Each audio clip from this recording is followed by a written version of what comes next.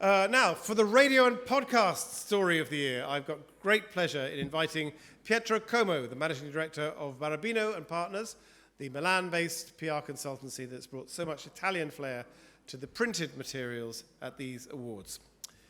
Thank you.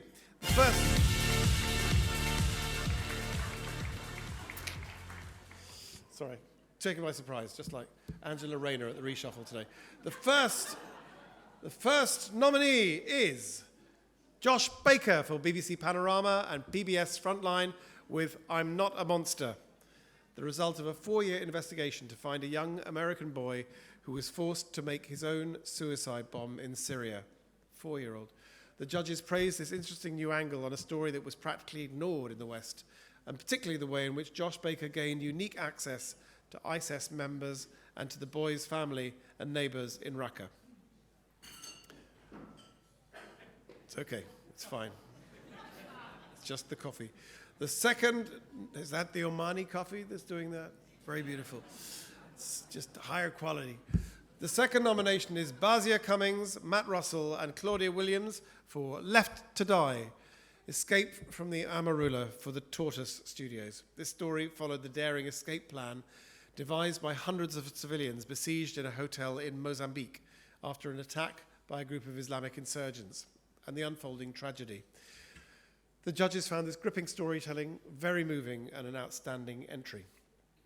The third nomination in the radio podcast category is Nikki Wolf, Gary Marshall, Joanna Humphreys, Tom Kinsella with Finding Q, My Journey into QAnon for Audible and Tortoise Media.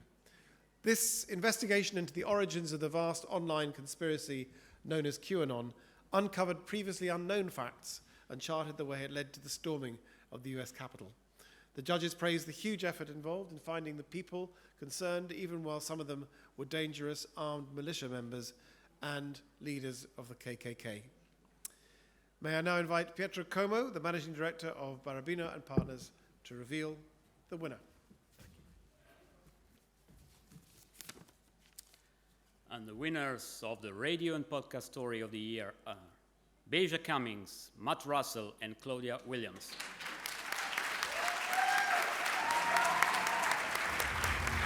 They've been waiting for nearly 3 days for someone, anyone, to rescue them.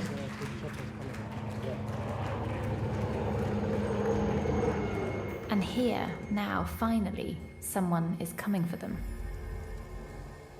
Or so they think. What's wrong? I'll leave then.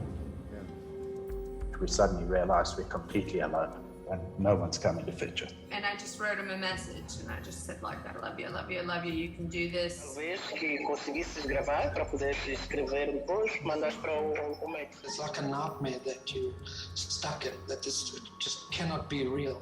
Feeling scared, waiting for a rescue that never came.